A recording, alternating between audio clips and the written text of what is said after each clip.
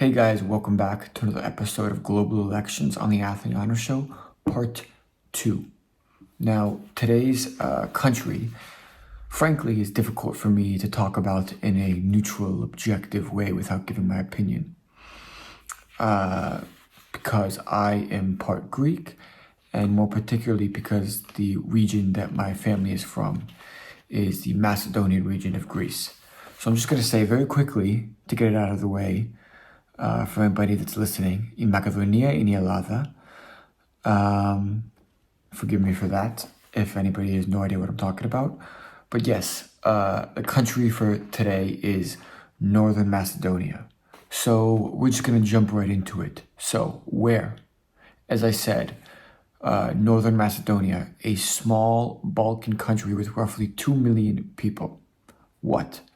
Parliamentary elections to decide both members of parliament and then eventually the prime minister.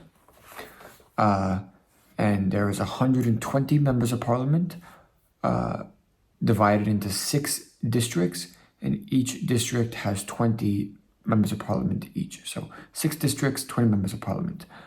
Okay, and this election is taking place when? May 8th. Interestingly enough, the second round of the presidential election is also on May 8th. The president is largely ceremonial or symbolic, but they chose to put both of these dates at the same time because in order to make the election legitimate, they need 40% of the vote. And in Northern Macedonia, the voter turnout tends to be very low. So in order to ensure that they hit that 40% benchmark, they put them both on the same day. The last election, for example, in 2020, the last parliamentary election, it was 52%. So again, they put it on the same day intentionally so they could hit that 40% turnout benchmark to make it legitimate. Okay, turning to who, like an owl. There are 2 main parties in Northern Macedonia. They have long names, so I'm going to read them once and then I'm going to refer to them from their acronyms here out. So the first one is the Social Democratic Union of Macedonia, which is going to be referred to as SDSM. The second one is the Internal Macedonia Revolutionary Organization dash Democratic Part for Macedonia National Unity. And their acronym is VMRO DPMNE. Now, how? Northern Macedonia elects their members of parliament through a proportional representation. All right, so now let's turn to the front runner of this election. So currently, the SDSM coalition is in power. But they're very unpopular, and some polls have them at 20% approval rating. So currently the opposition, VMRO DPMNE, is expected to win. They are the front runners. The incumbent prime minister technically is Talat Xhaferi. He's Albanian, more on that later. But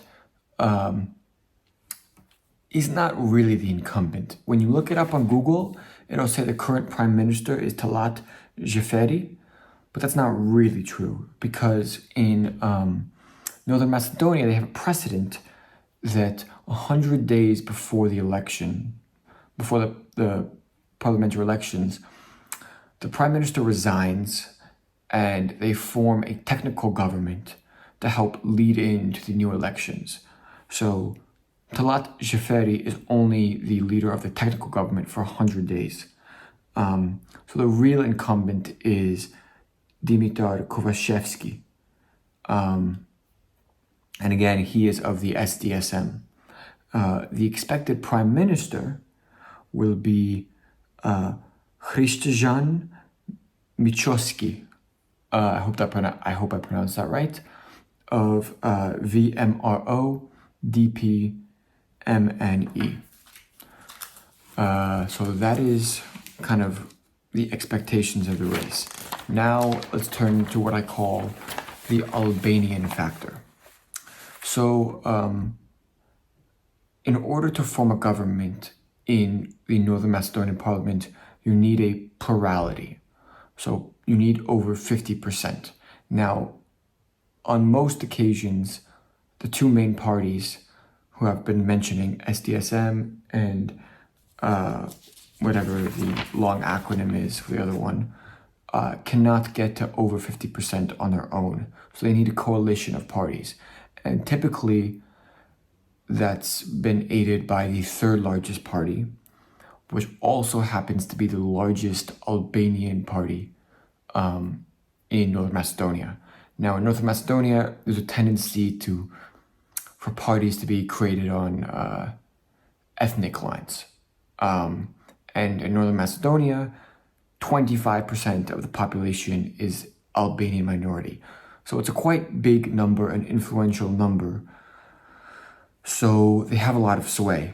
And currently, the largest Albanian party, abbreviated to DUI, is in a coalition with SDSM, the ruling party. But an interesting development for this current election is there has been a growing, formidable Albanian opposition party, meaning not a party, but a coalition is more the right term, but a coalition of parties that have been getting formidable support in opposition to DUI. Now that's important because number one, this opposition is expected to side with, forgetting the name,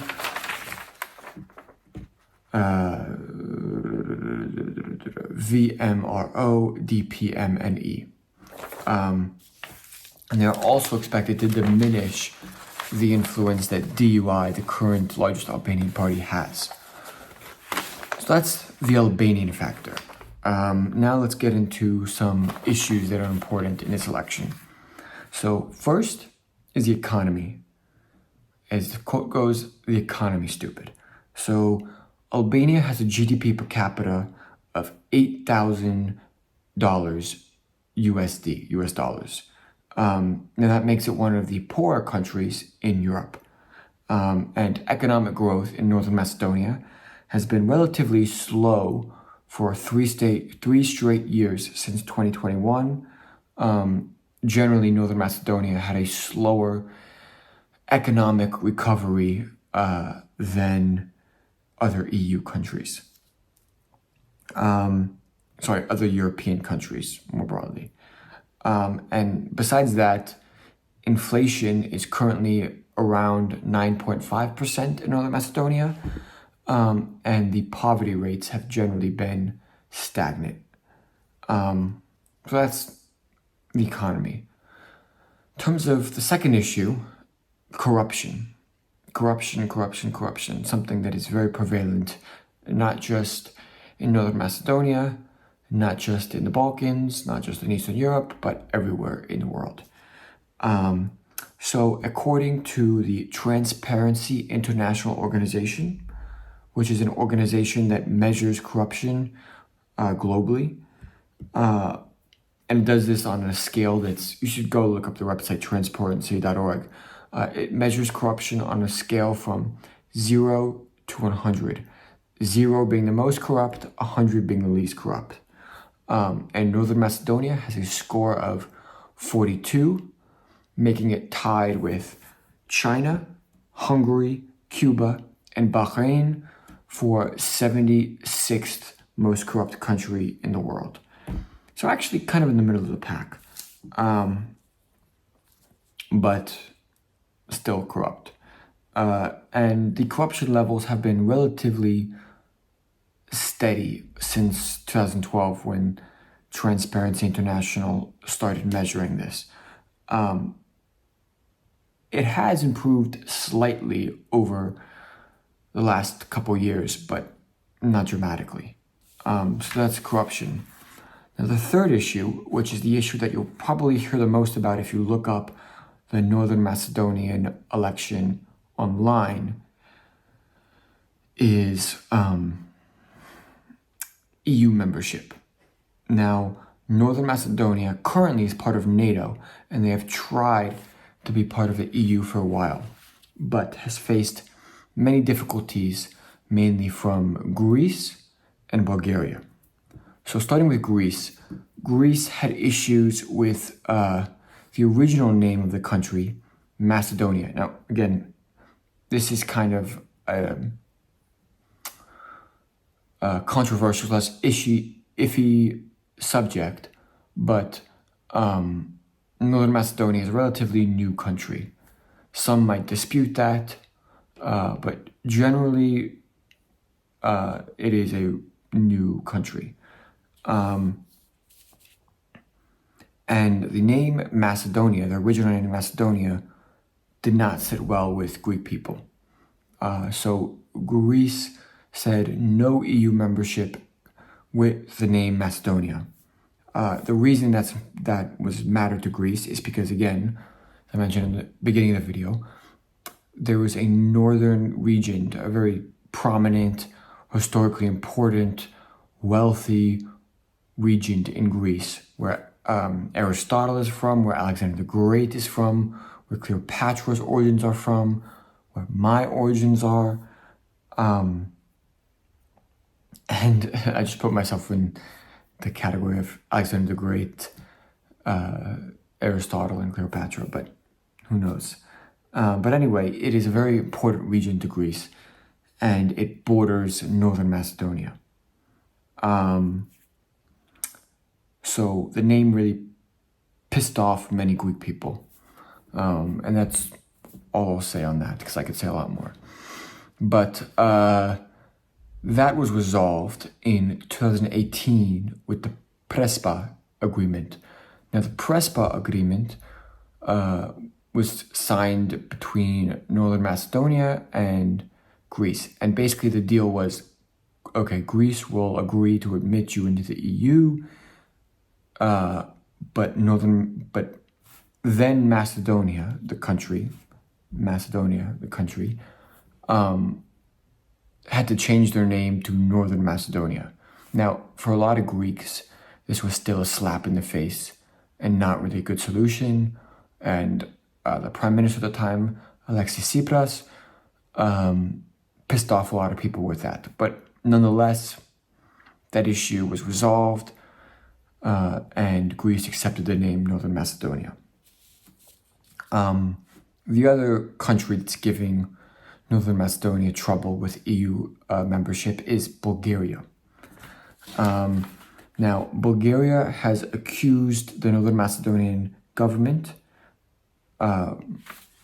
or Northern Macedonia people more generally, but again, specifically the government, of discriminating against ethnic Bulgarians in their population, and has insisted that in order for them to admit or agree to admit Northern Macedonia to the EU, Northern Macedonia has to amend their constitution to officially include ethnic Bulgarians as a minority in their country. Now, again, there's a lot you could say on this topic, but basically the problem with Northern Macedonia recognizing Bulgarians as an ethnic minority in their country is that most Bulgarians, some would say all Bulgarians, believe that Northern Macedonians are really just ethnic Bulgarians. And there's not really a distinction between the two. Now, as far as my opinion on this, I'm neutral. But I will say this might be disputed, but you can do your own research. But our histories are linked pretty closely. And so the reason that is problematic is if Northern Macedonia recognized Bulgarians as an official ethnic minority in Northern Macedonia, then that really poses a strong threat to to Northern Macedonian identity, because it would be very difficult to distinguish between who is ethnically Bulgarian and who is ethnically Northern Macedonian. So that's part of the reluctance to, recognize Bulgarians as an official minority in the country. The other part of that is, as I said, Northern Macedonians, or at least their government, have generally a negative view of Bulgarians and have tended to portray them as fascist, so to speak, portraying them in a very negative way in media, in government-sponsored think tanks, etc. So they generally have a negative view of Bulgarians. So that's why they have kind of refused to do this. And in Northern Macedonia, you need 2/3 of parliament to change the constitution. So that's very difficult to get. Now, the current government, SDSM, is pro-EU government. They are a pro-EU party and want to continue to push for EU integration. On the other hand, the opposition, again, VMRO, and whatever the other acronym is a nationalist government that is strongly anti-Bulgarian and even at times hostile to Greeks. Their leader, as I mentioned, who's probably going to become the next prime minister, Christian Michosky, frequently refers to the country not as Northern Macedonia, but as Macedonia full stop. And as I mentioned before, that rekindles a lot of that anger and also threatens to undermine the Prespa agreement for EU that Greece made to allow Northern Macedonia to enter into the EU. So this election, which happens again on May 8th, will be a test of public attitude towards EU integration, because an SDSM win will indicate that the public is still interested in pursuing EU membership and is still committed to that. But a VMRO win will likely indicate that the population is kind of given up on EU membership and no longer considers that a top priority. So that's kind of what to look for in the results. One more thing before I end this. It is generally important to note that among Northern Macedonians, support for EU integration generally has been high.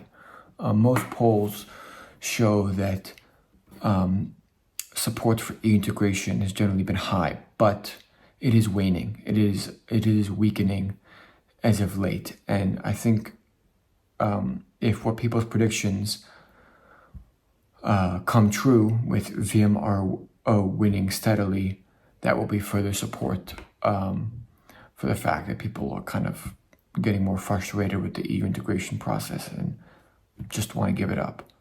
But yes, that's pretty much it. As I said in the Panama video,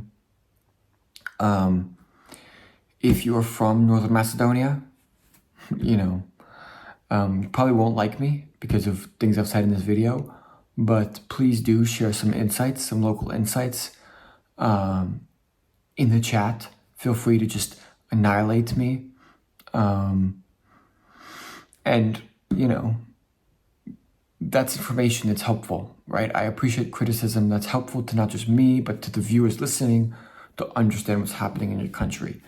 So if you hate what I said, if you think I got it all wrong, please come forward and say it. And if what I've said about the public and said about what is generally assumed to be true is not true, and you want to clear Northern Macedonia's name, so to speak, although I don't really think I portrayed it in a bad way. I just, from a Greek perspective, I portrayed it in a bad way. But to the neutral person, I think it's okay. But anyway, I'm going to shut up and end this video. But thanks for watching. Hope you got something out of it. And again, if you're Northern Macedonian, please comment insights into the election. Bye-bye. See you next time. Next election is Lithuania. Stay tuned.